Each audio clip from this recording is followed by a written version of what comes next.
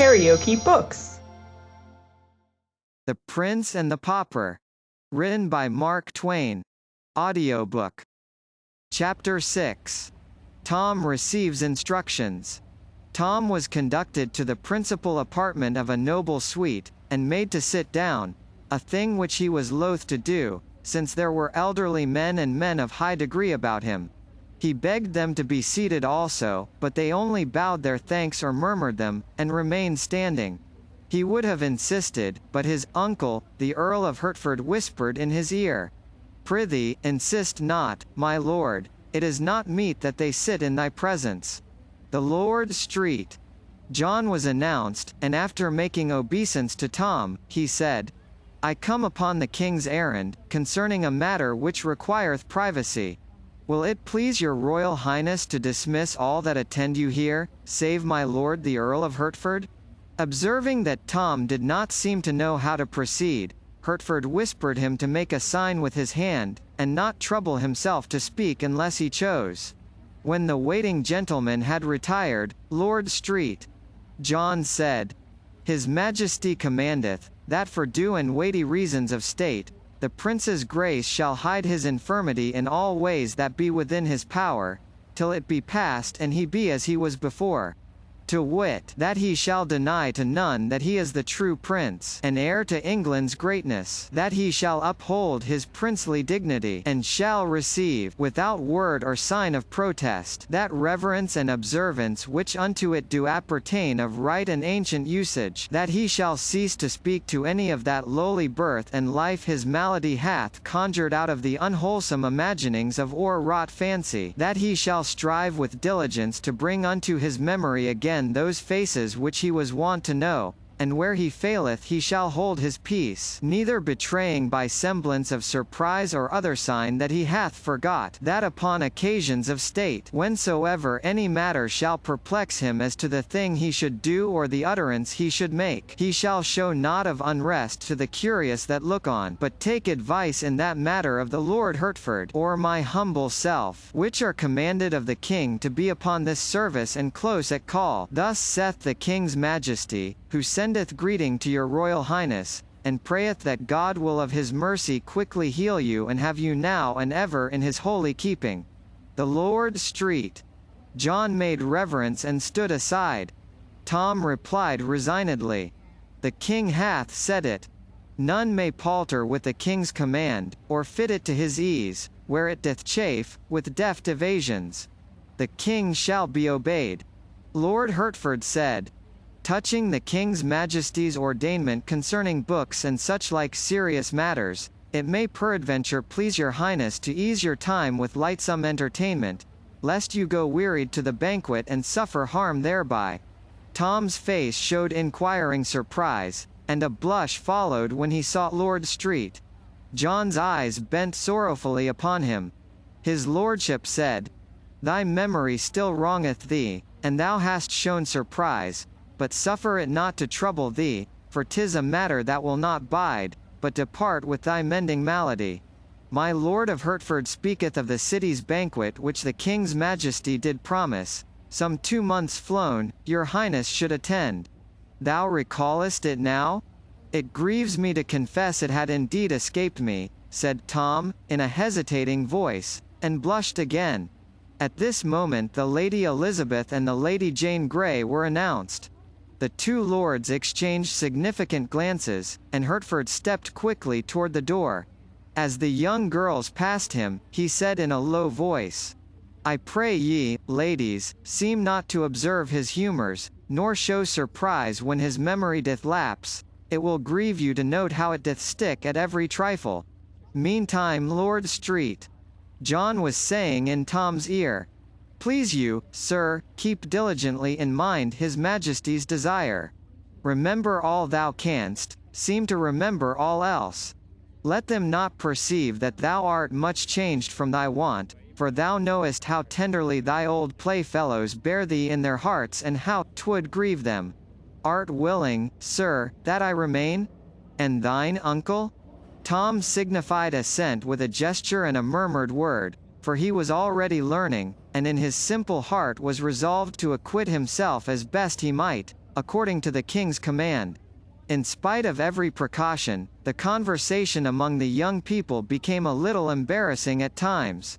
More than once, in truth, Tom was near to breaking down and confessing himself unequal to his tremendous part. But the tact of the Princess Elizabeth saved him, or a word from one or the other of the vigilant lords, thrown in apparently by chance, had the same happy effect. Once the little Lady Jane turned to Tom and dismayed him with this question: "Hast paid thy duty to the Queen's Majesty today, my lord?" Tom hesitated, looked distressed, and was about to stammer out something at hazard, when Lord Street John took the word and answered for him with the easy grace of a courtier accustomed to encounter delicate difficulties and to be ready for them. "He hath indeed, madam, and she did greatly hearten him, as touching his Majesty's condition. Is it not so, your Highness?" Tom mumbled something that stood for assent, but felt that he was getting upon dangerous ground. Somewhat later it was mentioned that Tom was to study no more at present, whereupon her little ladyship exclaimed, "'Tis a pity, 'tis a pity.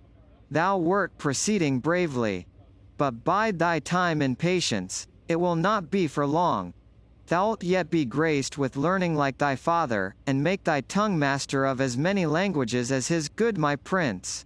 "My father," cried Tom, off his guard for the moment.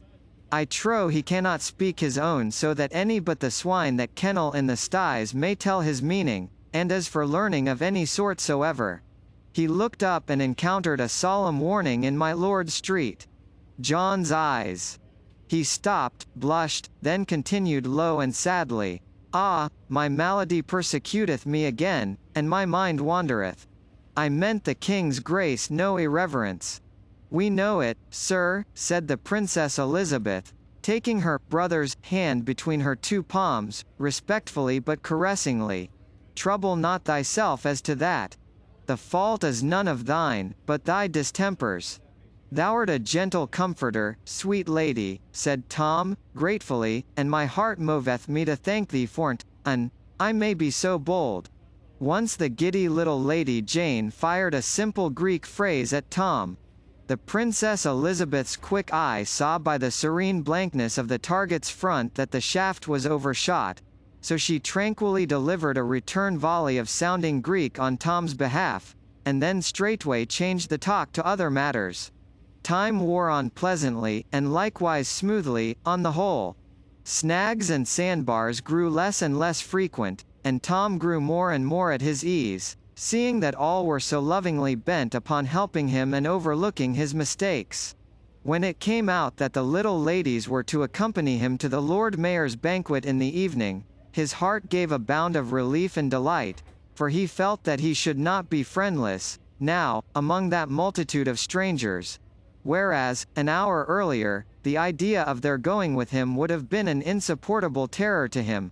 Tom's guardian angels, the two lords, had had less comfort in the interview than the other parties to it.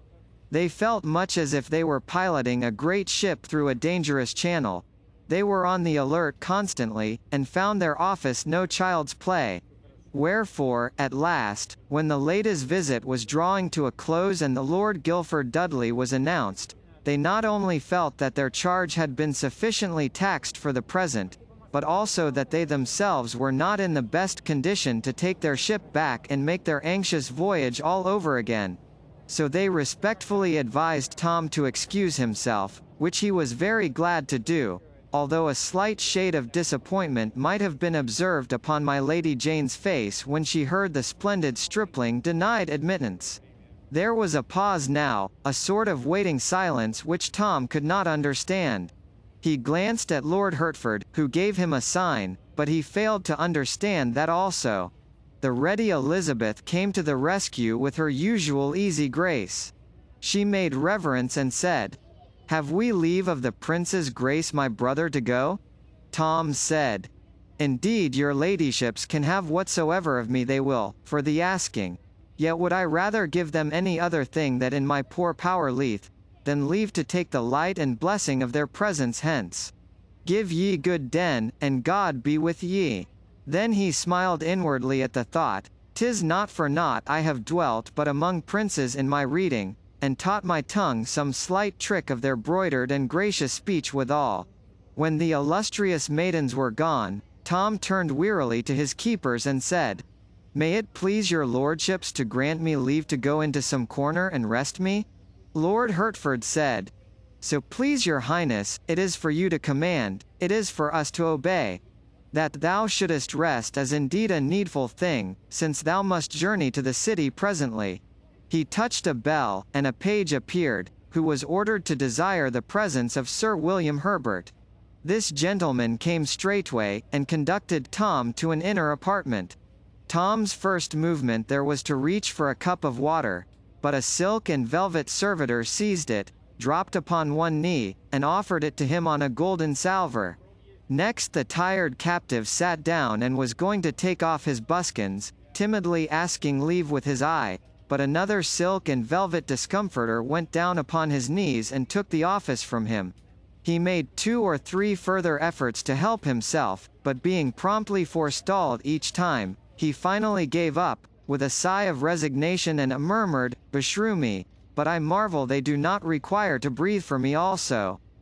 Slippered, and wrapped in a sumptuous robe, he laid himself down at last to rest, but not to sleep, for his head was too full of thoughts and the room too full of people.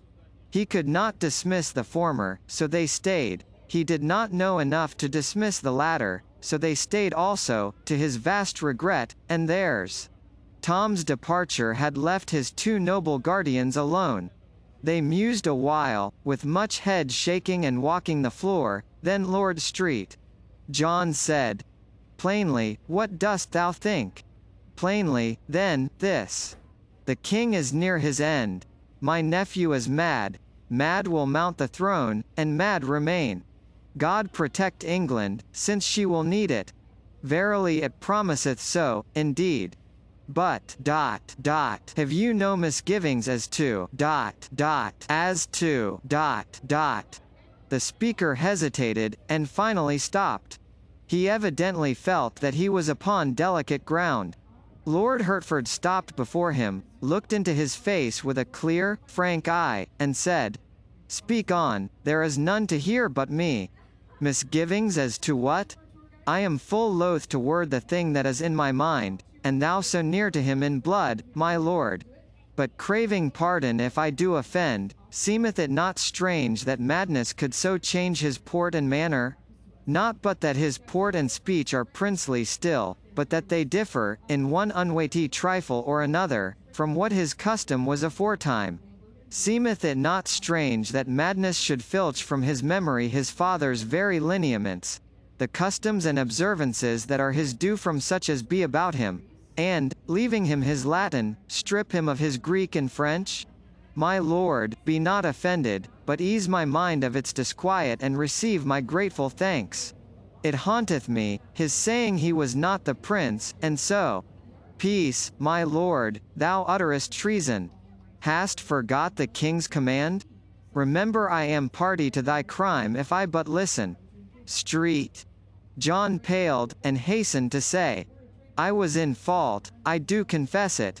Betray me not, grant me this grace out of thy courtesy, and I will neither think nor speak of this thing more. Deal not hardly with me, sir, else am I ruined. I am content, my lord.